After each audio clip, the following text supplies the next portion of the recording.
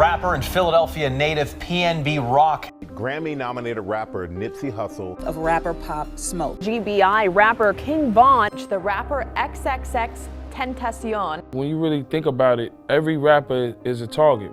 Los Angeles, California, September the 11th, 2022. Multi-platinum recording artist PNB Rock would take to Instagram to post a picture beside his baby mother enjoying dinner in the City of Angels. Little did he know that would be the last picture he'd post while still alive, because at around 1:20 p.m, 30-year-old Rakeem Allen walked into Roscoe's Chicken and Waffles on West Manchester Avenue, sporting his diamond-encrusted jewelry, and would have lunch with his baby mother. That's when a 17-year-old young man brandished his firearm and demanded PNB Rock to give up his jewelry before shooting him in the chest. He would turn to his baby mother, threatening to shoot her in the head before proceeding to take her wristwatch and ring. He would turn back to the rapper PNB Rock, who at this point was on the floor, badly wounded from the gunshot wound to his chest. He'd fire 2 more shots to PNB Rock's back, snatching his chains, then fleeing the scene, leaving a severely wounded PNB Rock to succumb to his injuries in front of a bunch of civilians in Roscoe's Chicken and Waffles. Breaking right now, TMZ reporting that rapper and Philadelphia native PNB Rock has died after he was shot inside a Los Angeles restaurant during an apparent robbery. Police say the shooter stole the rapper's jewelry before running off. TMZ reporting that PNB Rock had posted a picture of himself wearing expensive jewelry earlier today. And unfortunately, this wasn't PNB Rock's first run-in with gangs in Los Angeles. He'd sit down with DJ Academics detailing an incident would follow PNB Rock around in Fairfax while he was with his daughter and baby mother, where he believed they had intentions of robbing him of his belongings.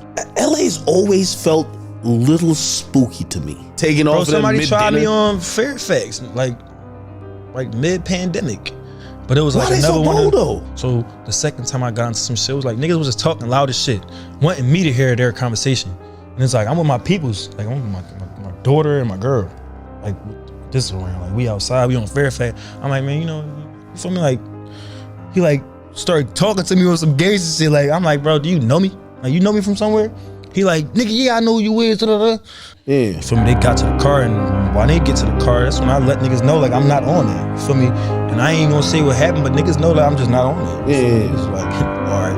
When news broke of PNB Rock's death at Roscoe's Chicken and Waffles in Los Angeles, various musicians would take to social media to express their empathy, from Offset, Rich the Kid, and T Grizzly, even mentioning how he was with PNB Rock the day before his passing. Talk about losing PNB Rock, who was somebody who you were close with. Man, that was fucked up, bro. That was hard. I feel like you lost a genuine friend. I feel like I lost a genuine friend and shit. Yeah, because I feel like you were with him the day before, maybe? Yeah. At the engagement party, yeah. That's why I thought you were married, because I thought that was your wedding, because it looked like, you know. Yeah, no, that was the engagement party.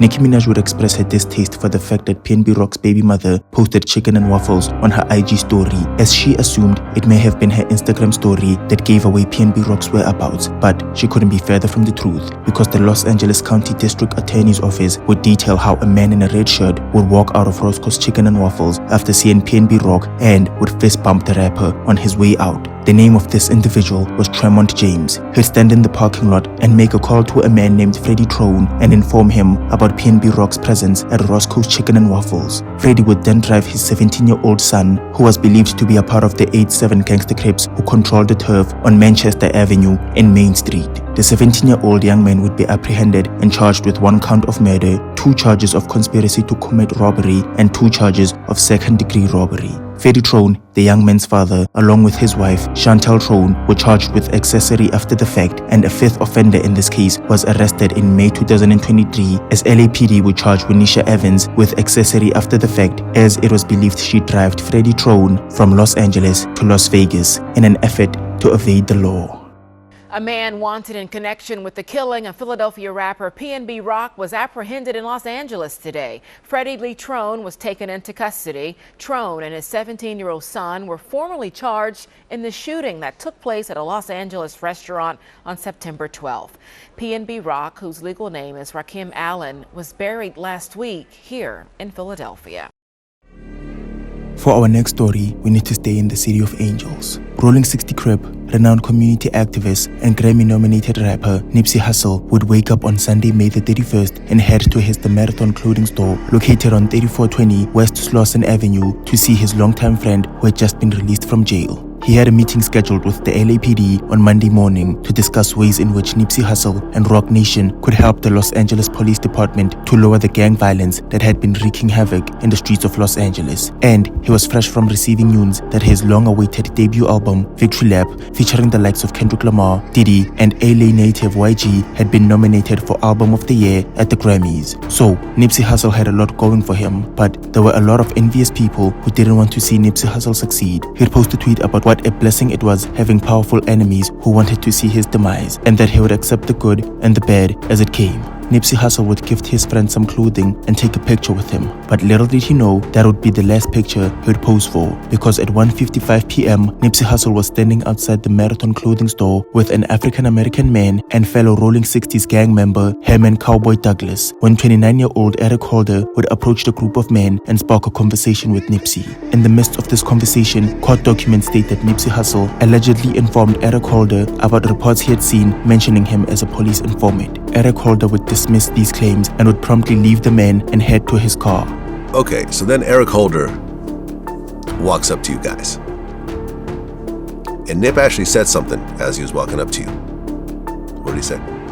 So basically he's like, you know, we all homies, we all friends type of situation. It's more like, it's my partner, I ain't seen my cousin in a while, but I've been hearing some shit and I ain't, you know, so hey bro, look, I got this little paperwork floating around. You know what I'm talking about. You know, you need to take care of it. They'd walk back towards the men 2 minutes later, but little did they know, Eric was now in possession of 2 guns, and without warning, he'd pull them out and unload multiple shots at the group of men, striking Nipsey Hussle a total of 11 times across his body, with gunshot wounds to his head and torso being fatal. Now to that breaking news overnight. Grammy-nominated rapper Nipsey Hussle shot and killed outside his own clothing store in Los Angeles.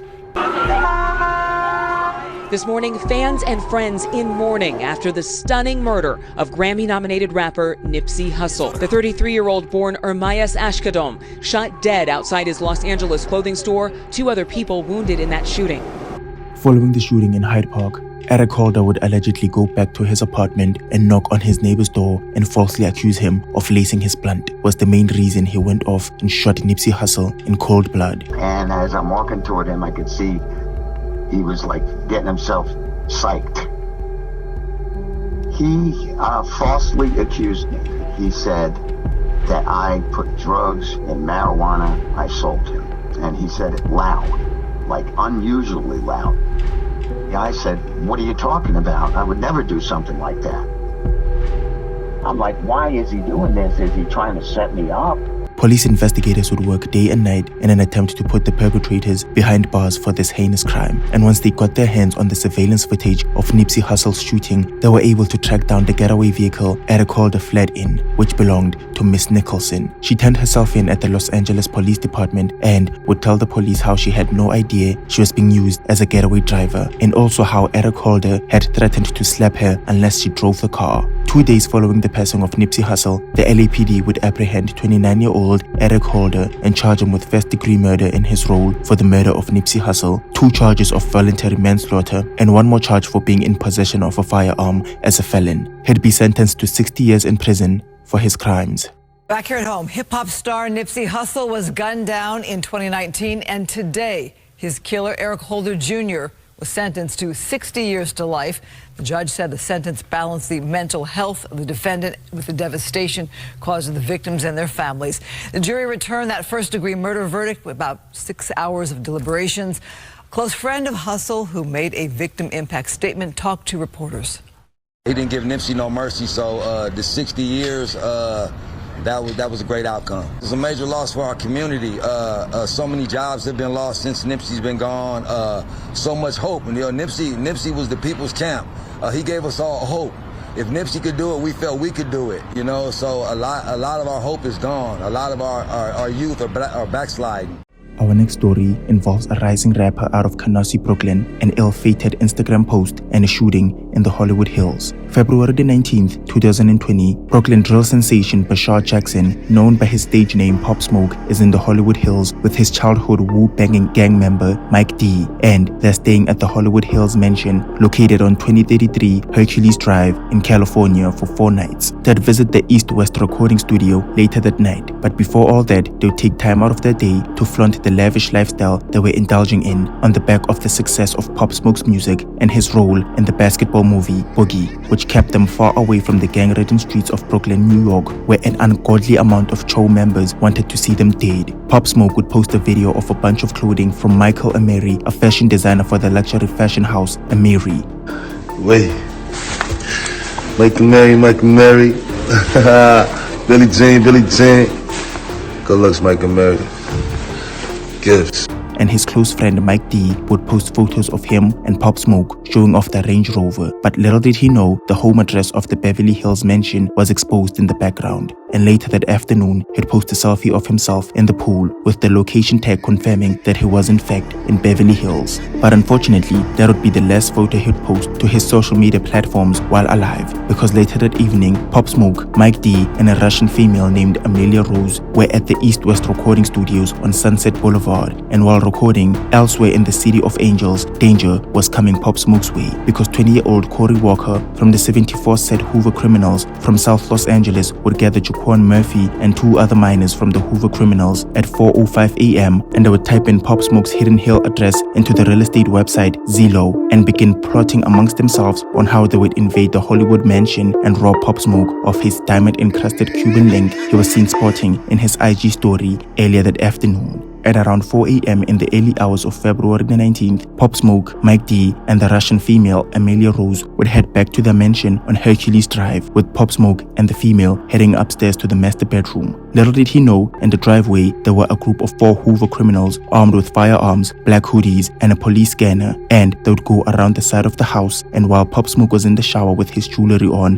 they would get in through the window and hold a gun to Amelia Rose's head, threatening to end her life, and in the process, grabbing her purse. After hearing the commotion, Pop Smoke would make his way to the bedroom, and the Hoover criminals would aim a 9mm Beretta and demand the Brooklyn rapper to hand over his jewelry. Bashar would hand over his diamond-encrusted Rolex, with one of the Hoover criminals saying thank you. Pop Smoke would allegedly rush the robbers in an attempt to fight back, and a 15-year-old would shoot him in the back, then proceeding to kick and pistol whip the rapper. Pop Smoke would run downstairs in an effort to evade his attackers, but the gang members would follow him and shoot him 2 more times in the back before fleeing the scene. Amelia Rose would rush downstairs and hold Pop Smoke in her arms, and in his last breath, he'd demand his friend Mike D to call 911. Mike D would instead get on the phone and make a call to someone in the East Coast, relaying what had happened to Bashar Jackson, and only then would someone in Brooklyn, New York call 911 and report the unfortunate events that took the life of Brooklyn's biggest drill rapper. Suzanne Marquez. Pop Smoke was known by some of the biggest names in the business, like Nicki Minaj and 50 Cent. His murder has stunned fans everywhere. Yeah, everybody's talking about it. Police say suspects broke into his home and shot him. The home is on Hercules Drive in the Hollywood Hills. They say Pop Smoke was shot and killed during an early morning break-in at a home in the Hollywood Hills. All police are saying right now is that they got a 911 call just before 5 a.m. The radio call was called in by someone from back east and stated a friend of theirs' home was being broken into by multiple suspects and that one of them was armed with a handgun.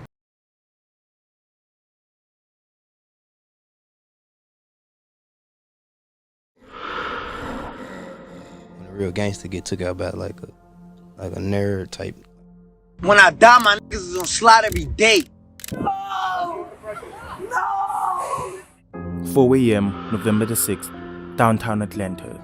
4 O-Block members are trailing behind King Von as he walks towards Quando Rondo and starts assaulting him. Lil Tim jumps out, aims a pistol towards King Von and strikes him 3 times. Davon Bennett would tragically lose his life at the age of 26. Well, it happened early this morning on Trinity Avenue, and tonight at least 3 people are dead. CBS 46's Barmel Lyons is live tonight near where it happened. Barmel? Yeah, Rick and Sean, according to GBI, rapper King Von and his group were at Opium nightclub before making their way here to Monaco Hookah Lounge, then to the parking lot where chaos ensued. 3:58 p.m. August the 4th, 2020. 26 minutes before 4 O-Block shooters would jump out with surgical masks and take FGB Duck's life, 2 black men walk into the Montclair store on Oak Street. One subject wore a Yankees cap and the other a red t-shirt, and since they didn't seem all too affluent, the security guard started recording them in the fear that these guys were here to steal some Montclair clothing. Little did he know that the man in the Yankees cap was 33-year-old Ralph Turpin, or better yet, THFTZ, and on this recording that's now with the police, he is seen on a phone call telling somebody that he had just spotted Duck on Oak Street.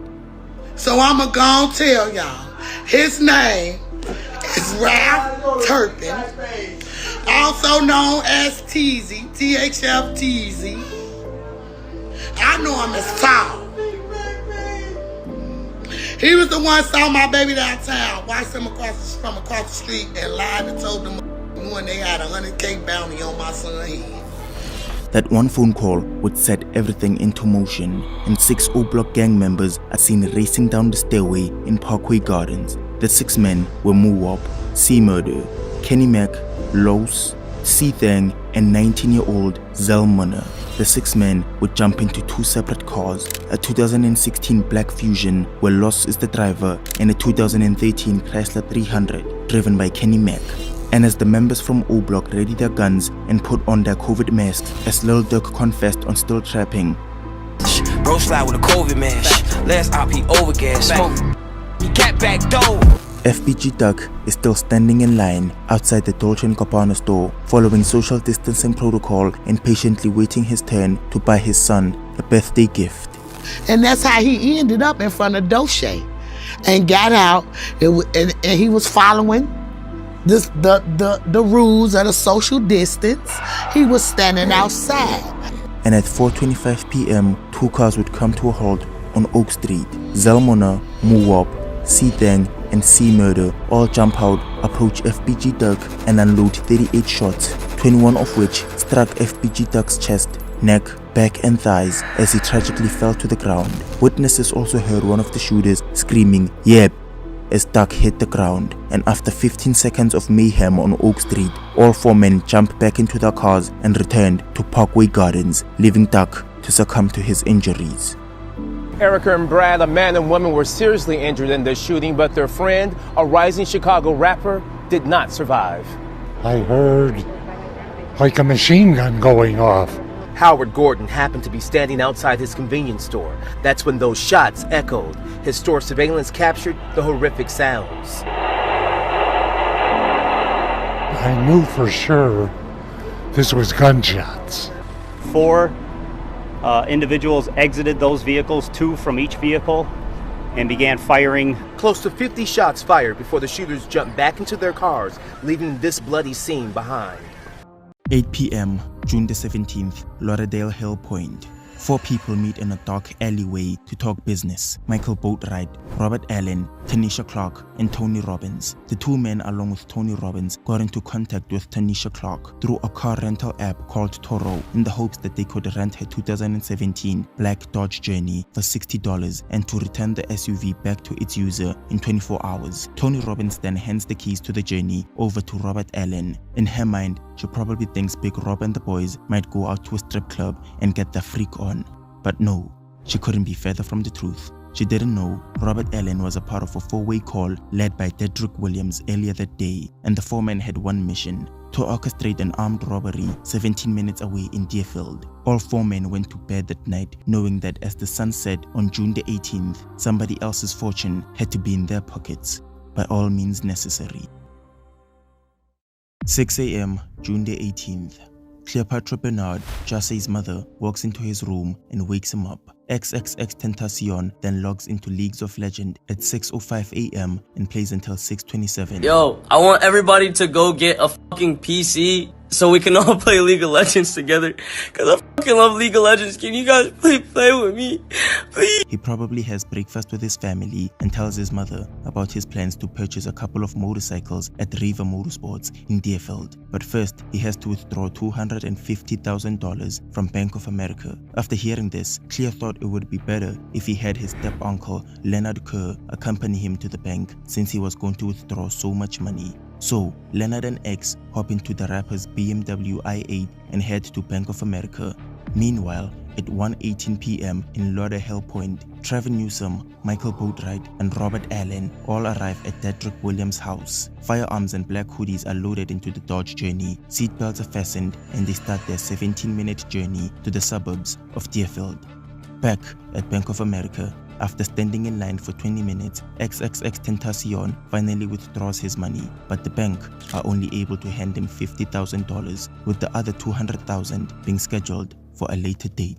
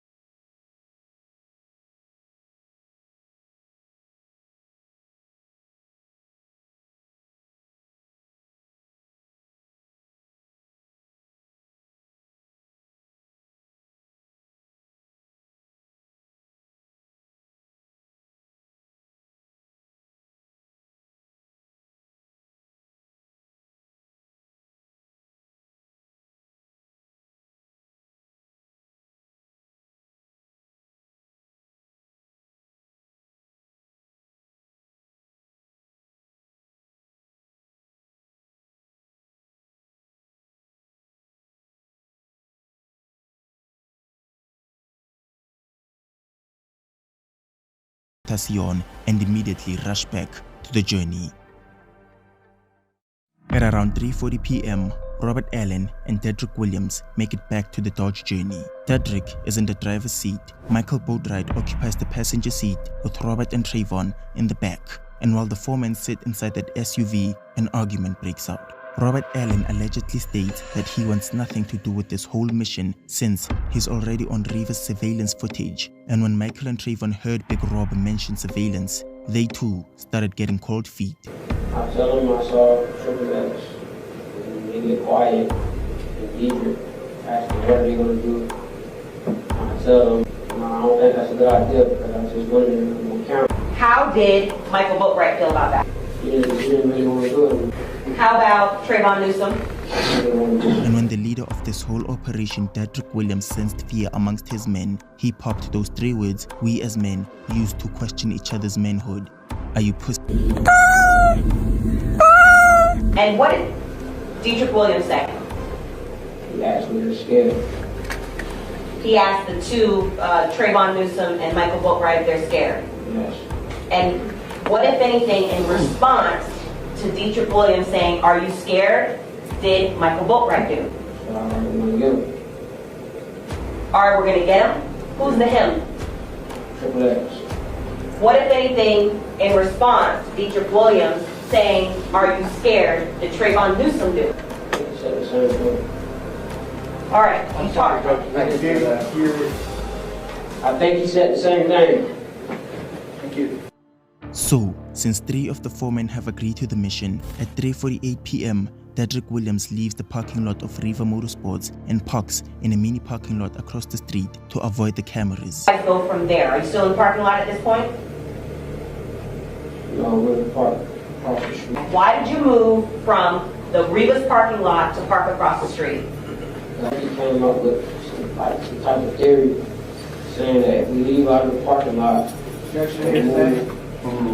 and move next to the next parking lot and across the street in that parking lot, that it'll look like we left. So it's Chucky's idea to act like you left so that you're not on camera? Yes. And at 3:55 p.m., Xxxtentacion and his uncle walk out of Riva Motorsports, and as they're about to drive and exit Riva, Dedrick cuts him off. Michael Boatwright and Trayvon Newsom hop out of that SUV, and X has firearms pointed to his face. A scuffle for his Louis sachet breaks out, and as all of this is happening, Jesse's Jamaican uncle, Leonard Kerr, opens the door and runs for his life, leaving X alone and exposed. And after Michael finally gets his hands on that Louis bag, Jesse then looks into his eyes, and his final words were, "What's this for?" And without Michael batting an eye, This is something that has really stunned fans of Xxxtentacion, a rising star here in South Florida. Fans began to gather here right after learning about the shooting that claimed his life. They just held a moment of silence, but they've been here listening to his music, praying, and lighting candles in his memory. At 4:23 p.m., the four men make it back to Lauderdale Point with $50,000, ski masks, and a bunch of ammunition. Dedrick takes the initiative upon himself to split the money amongst the group, with Michael, Dedrick, and Trayvon all getting $15,000 and Robert Allen only taking home $5,000. And little did they know that this would be a huge mistake.